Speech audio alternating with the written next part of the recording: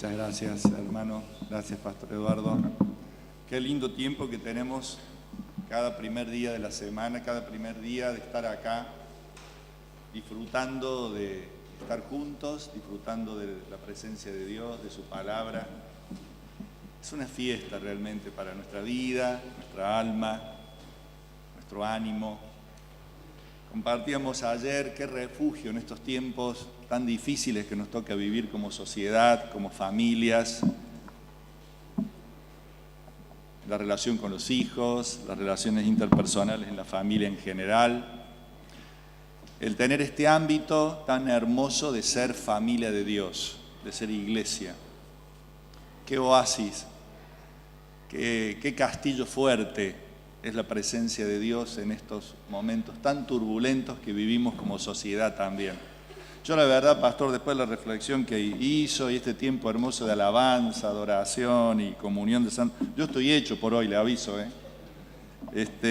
Simplemente vamos a hacer una reflexión más corta debido a que normalmente el primer día de la semana tenemos la Santa Cena, así que solo vamos a tomar 2 versículos de 2 Timoteo capítulo 4.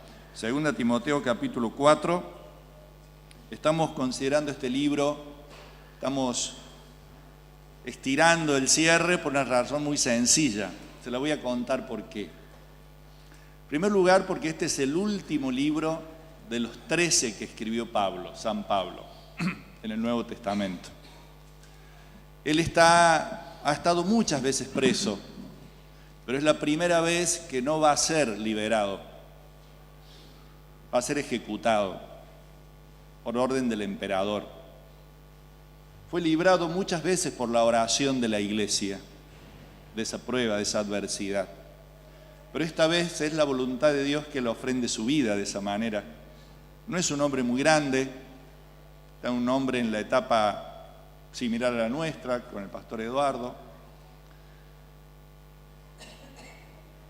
Y de alguna manera, cuando este hombre se está por ir, uno cuando ama mucho a alguien trata de estirar las despedidas, ¿vio? No sé si le pasa eso a usted. Trata de buscar excusas para hacerlo un poco más largo el decir adiós. Cuando está pasando un lindo tiempo con gente muy querida, uno trata de hacerlo más larga la despedida. Y nos pasa eso un poco con Pablo. Pablo está escribiendo su última carta, se está por ir, está por desanudar su soga del puerto, como explicó José el domingo pasado tan hermosamente. Está por abrir sus velas y está por partir rumbo a otro puerto, al puerto de la eternidad, puerto de la presencia de Dios, y cuesta despedirlo. Ha escrito mucho, ha edificado mucho a la iglesia y son las últimas palabras que va a dejar a la iglesia para ser edificada, para ser animada. Y es curioso porque también en este párrafo que estamos considerando, en 2 Timoteo, él ha hablado en el versículo 7 de algo que suele pasar siempre en la vida de los hijos de Dios cuando uno mira la historia. Uno puede haber pasado momentos difíciles, pero la vida, cuando uno la mira en esa película de la historia, en el pasado, él dice, he peleado la buena batalla, he llegado al término de la carrera. Un poco como que la vida en perspectiva, en película del pasado de los hijos de Dios siempre es tremendamente positiva. Más allá de las dificultades, más allá de las caídas, más allá de los sinsabores, cuando uno mira la vida hacia atrás en un hijo de Dios, siempre tiene un saldo tremendamente positivo. Y cuando mira el futuro en el versículo 8, ahora me espera la corona, también es tremendamente positiva la lectura. Porque la vida en los hijos de Dios es una vida de esperanza, es una vida de eternidad con Dios, es una vida que no termina más. Él ha venido a darnos vida y vida eterna, no solo abundante ahora, sino también eterna en conceptos de tiempo. Así que el pasado ha sido precioso, como Dios nos ha sostenido. El futuro es aún más hermoso por lo que Dios ha preparado para sus hijos, pero en medio está nuestro presente, del cual va a hablar Pablo en los versículos 9 y 10. Y el presente siempre tiene, sin la lectura panorámica del mirar atrás muchos años, o sin la mirada panorámica del futuro, que es eterno, cuando uno mira el presente, esos días, esas semanas, esos meses, normalmente tienen sabores agridulces. Tienen cosas muy hermosas, pero también tienen momentos muy difíciles. Que en esa mirada larga a veces se pierde porque se mira panorámicamente lo que Dios ha hecho y va a hacer. Versículos 9 y 10 dice así: haz lo posible por venir pronto a verme, pues Demas, que amaba más las cosas de esta vida, me ha abandonado y se ha ido a Tesalónica. Crescente se ha ido a la región de Galacia y Tito a la de Dalmacia. Y es interesante la vida cristiana porque a veces nos olvidamos de estos sinsabores de la vida. Y yo me imagino un siervo de Dios que ha formado hijos espirituales, discípulos, que se han acercado para compartir de él un modelo de vida, un modelo de servicio, un modelo de mirar la vida, el futuro, el pasado, el presente. De pronto reúne a un grupo de colaboradores y que han estado trabajando con él en determinadas circunstancias, y de pronto tiene allí gente que es tremendamente valiosa, porque Crescente ha ido a servir a la región de Galacia, Tito a la de Dalmacia, habla de Lucas en el versículo 11 que está con él, y en ese grupo hay uno que lo abandonó. Y surgen tantas preguntas en la mente de un siervo que necesita de colaboradores, en un misionero que necesita de ayudantes, y seguramente cuando uno mira la foto de nuestros hermanos de hace años atrás, no sé si usted tiene fotos de la iglesia de varios años atrás, o fotos de su familia donde quizás muchos han sido cristianos, y mira esa foto, es una foto que da alegrías pero también da tristezas, porque hay fotos de gente que ya no está. Y no es que no está porque se fue a la eternidad, no está porque se fue de las cosas de Dios, se fue de la familia de Dios.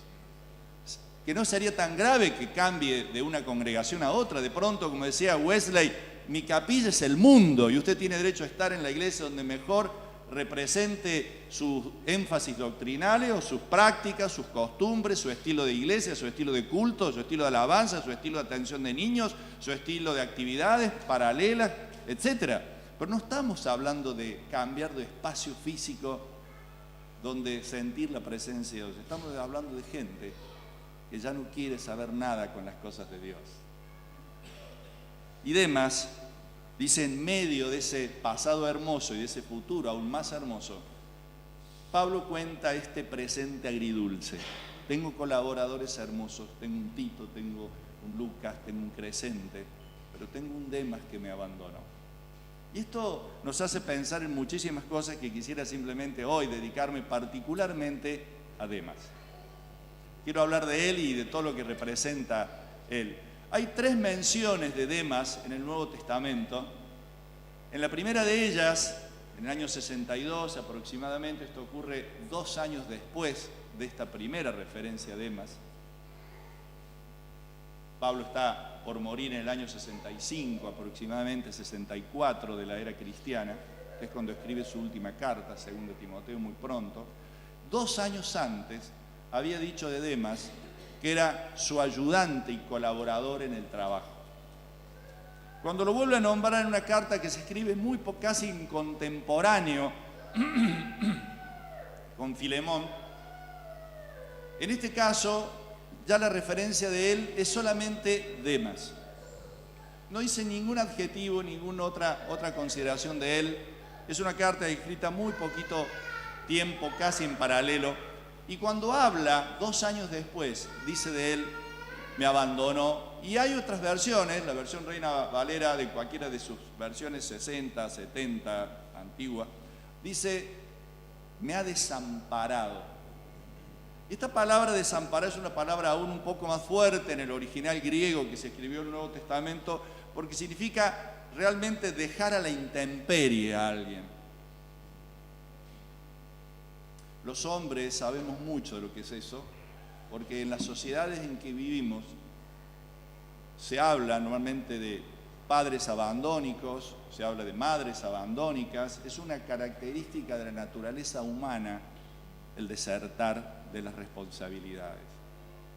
Cuando vienen los problemas, cuando vienen las dificultades, muchos de los mecanismos defensivos más primitivos que tenemos para eludir la adversidad es escaparnos de esa realidad difícil.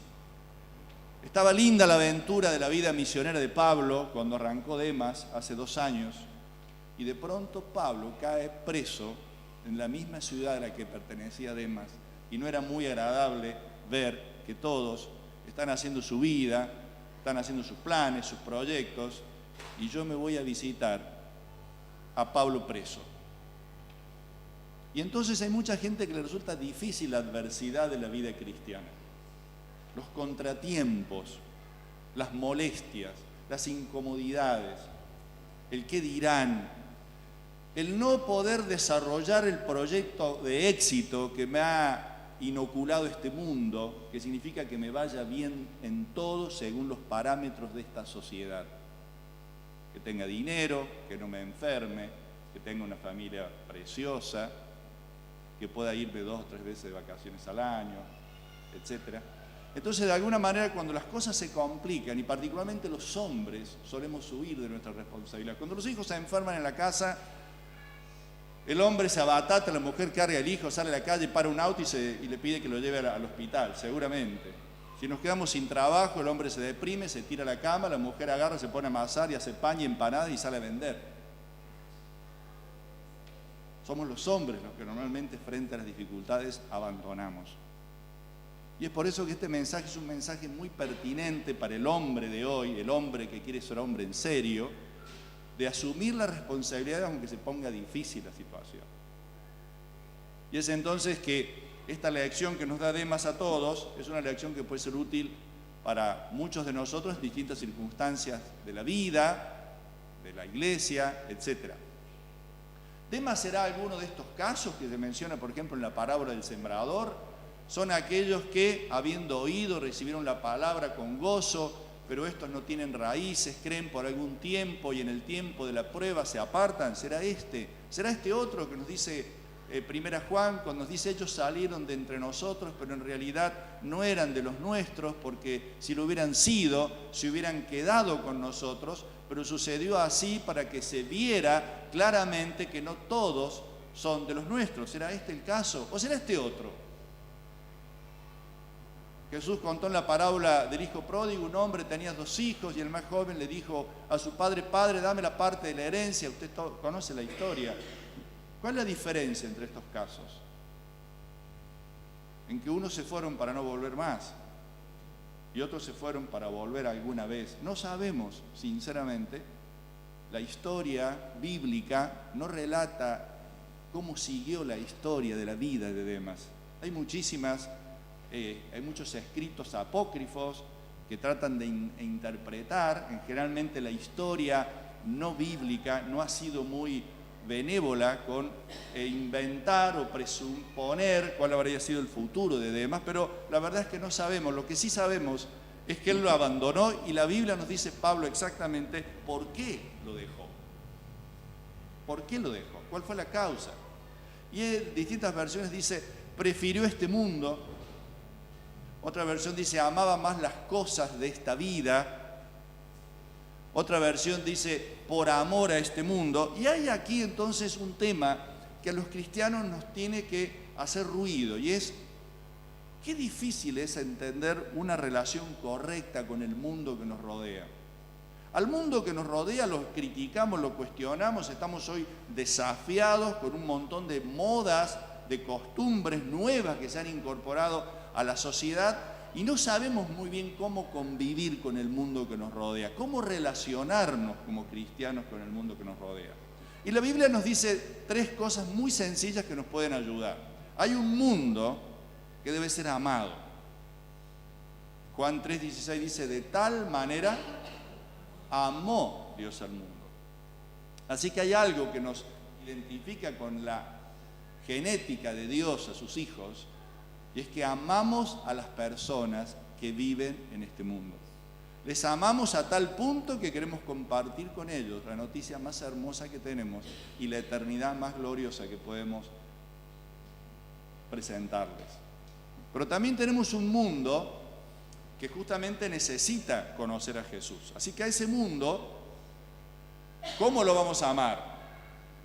Le vamos a amar llevándole la noticia más hermosa. Le vamos a amar llevándole agua al desierto de su vida. Le vamos a amar llevándole pan a ese vacío interior del cual nos hablaba recién el pastor Eduardo cuando los discípulos, ¿y a quién vamos a ir? ¿Quién nos va a alimentar el alma como vos nos has? ¿Quién tiene esas palabras que llenan de sentido la vida como tenés vos, Jesús? ¿A dónde vamos a ir a alimentar el alma si nos vamos de vos? Así que hay un mundo hambriento y sediento de Dios. Pero también, dice Juan 5:4, que hay un mundo al cual tenemos que vencer. Hay un mundo que amar, hay un mundo que recorrer, evangelizar, llevar, y hay un mundo que vencer. Primera Juan capítulo 5, solamente esa cita vamos a leer de estas por el tiempo, y dice sencillamente esto: todo el que es hijo de Dios vence al mundo, y nuestra fe nos ha dado la victoria sobre el mundo. Y entonces la pregunta que surge, lógica, es ¿cómo es ese tema de ese mundo que vencer? Que es lo que vamos a estar considerando próximamente. Y comienza entonces un proceso Demas. Demas se ha enamorado del mundo en sus aspectos que deberían ser vencidos y no amados, evangelizados, pero que no debiéramos nosotros enamorarnos de ese estilo de vida de este mundo al cual tenemos una relación difícil con ellos, que es amarles, evangelizarles, pero vencerles en su filosofía de vida, en su estilo de vida. Demas de pronto, en ese contacto de amar, evangelizar, misionar ese mundo, se enamoró de ese mundo. Perdió su identidad, perdió el sentido de su misión. Y entonces comienza una decadencia interior que nadie ve, que nadie sabe, que ni Pablo lo sabe, que es cuando comenzamos a abandonar algo tan profundo como es nuestra propia relación con Dios. Y dice un texto muy, muy precioso, dice: mi pueblo ha cometido un doble pecado. Me abandonaron a mí. Cuando Demas se va de Pablo, se había ido antes de Dios. Cuando Demas se fue de la compañía de Pablo, se había ido antes de la compañía de Dios. Cuando uno abandona sus responsabilidades, eso es lo exterior, lo que se ve. Lo que no se ve es que nos hemos desconectado con aquel que le da a nuestra vida la estabilidad y firmeza que sin Dios no tenemos.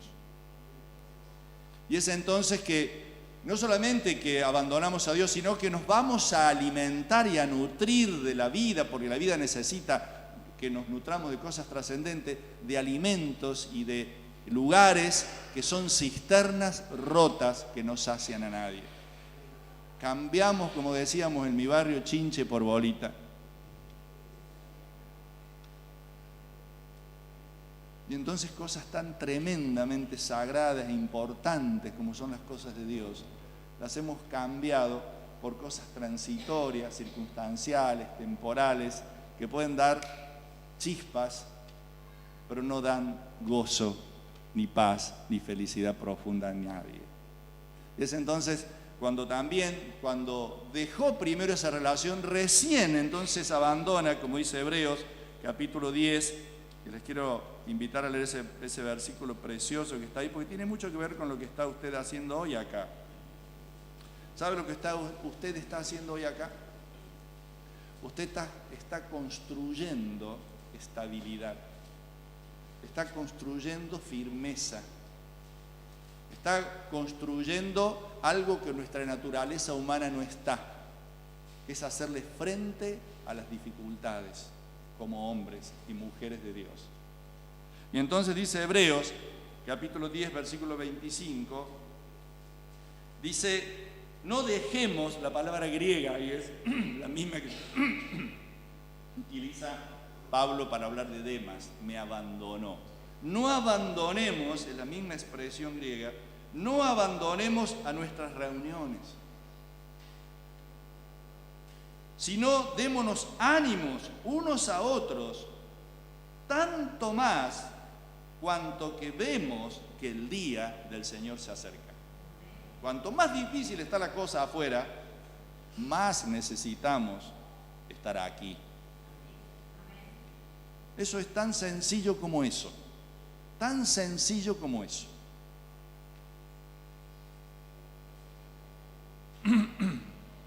Después de esos primeros abandonos de la comunión con el Señor y la comunión con los hermanos, viene algo que es privado. Alguien que busque, por favor, 2 Pedro 2:15 y lo puede leer en voz alta.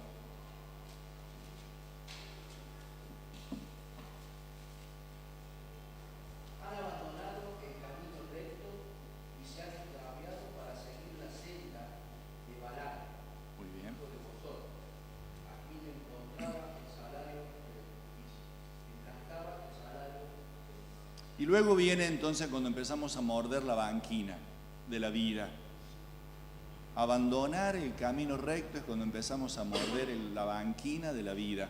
Cuando nos salimos de los planes y el propósito de Dios para nuestra vida. Cuando empezamos a confiar más en lo que dice este mundo, que es bueno y está bien y nos hará bien, que confiar en lo que Dios nos dice que es bueno y nos hará bien. Y viene el proceso del enamoramiento de este mundo. ¿Y qué es lo tan atractivo de este mundo? ¿Qué amamos del mundo que nos rodea?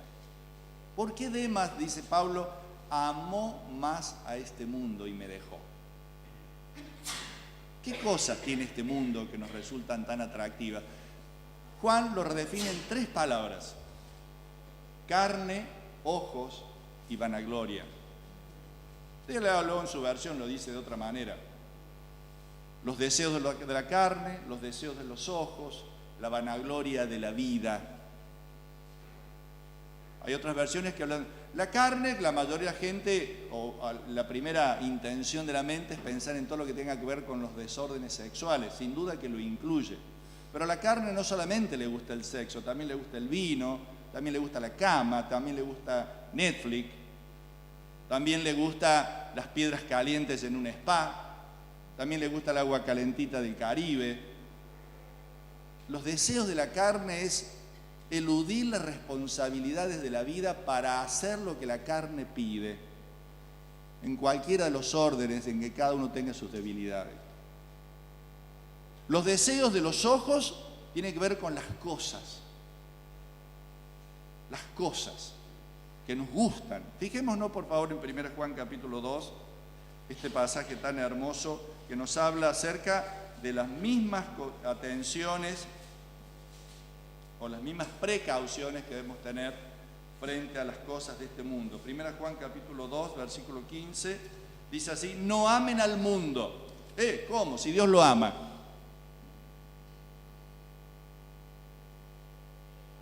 No amen las cosas que hace el mundo. A las personas, ámenla. Amen al pecador, pero no al pecado que el mundo hace. Eso es lo que está tratando de decir sencillamente. No amen al mundo ni lo que hay. ¿Qué hay en el mundo? Cosas. ¿Qué hay en el mundo? Ni lo que hay en el mundo. No se enamoren de lo que hay en el mundo. Si alguno ama al mundo, no ama a Dios. Wow. ¿Y qué es lo que el mundo ofrece? Versículo 16. Porque nada de lo que el mundo ofrece viene de Dios, sino del mundo mismo. Y esto es lo que el mundo ofrece: malos deseos de la naturaleza humana, aquí cambió la palabra carne por eso, el deseo de poseer lo que agrada a los ojos, las cosas que nos gustan tanto y que nos enamoramos de cosas, y del orgullo de la riqueza o la vanagloria de la vida. Mira, a mí me encanta mi profesión, les confieso, me encanta enseñarle a la gente a comer sano. Me encanta enseñarle a la gente que lo que Dios creó, las plantas, las frutas, los animales, los granos, es la comida saludable. Y que lo que el hombre hace con la comida, que es procesarla, agregarle conservantes, colorantes, etcétera, se llaman comidas, es malo para la salud.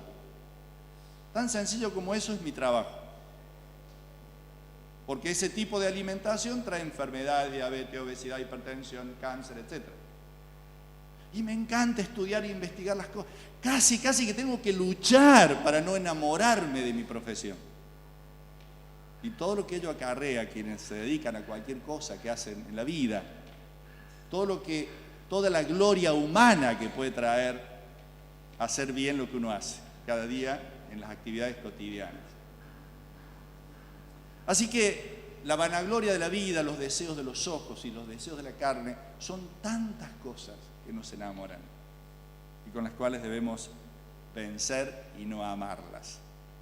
Calvino, a quien vamos a recordar este fin de mes en su reforma de volver a la Biblia, dijo, pensando en estos dos versículos, comentando estos dos versículos y pensando en lo que había dicho el versículo 8, cuando hablaba de la gloria a la cual íbamos y que Cristo viene pronto, dice, maldito sea ese sopor que pesa sobre nosotros, que nos impide pensar seriamente en el regreso del Señor y hacia el cual deberían tender todos nuestros deseos. A veces nos olvidamos que Cristo vuelve pronto. Nos olvidamos que nuestra casa está en el cielo. Nos olvidamos que Él ha ido a preparar un hogar para nosotros y que somos peregrinos. Somos ciudadanos del cielo, dice la Biblia. Y a veces nos quedamos enamorados de cosas que van a desaparecer. Es más, le voy a dar una mala noticia. Todas las cosas que nos gustan tanto, dice la Biblia, serán deshechas. Así dice la palabra de Dios en 1 Pedro. Todo lo que conocemos será deshecho y Dios va a hacer cielos nuevos, pero también va a ser ¿qué? Tierra nueva, donde va a morar la justicia. Así es, aquellas cosas que tanto nos apegamos son cosas que van a desaparecer. Y quisiera cerrar con esto tan hermoso. Es así. El hombre abandona sus responsabilidades. Dios no abandona al hombre en sus necesidades. Y miren lo que dice 2 Corintios 4:9. Nos persiguen, pero no estamos abandonados. ¿Y quién es el que no nos abandona? Obviamente está hablando de la persona de Dios. Aún en medio de otros abandonos, Dios tampoco nos abandona. Creo que todos los que estamos aquí tenemos alguna historia triste familiar de abandonos. Y de pronto son historias que nos llenan de lágrimas cuando las recordamos. Y miren lo que dice, miren la profundidad y la belleza, la poesía de la Biblia. Dice, aunque mi padre y mi madre me abandonen, es algo inconcebible casi esa imagen de abandonar, porque si hay algo que es, no está hablando de esposas ni de esposos, está hablando de los padres, que es la cosa donde uno dice, es el vínculo más sagrado y profundo y no abandono. No, aunque mi padre y mi madre me abandonen, tú, Señor, te harás cargo de mí.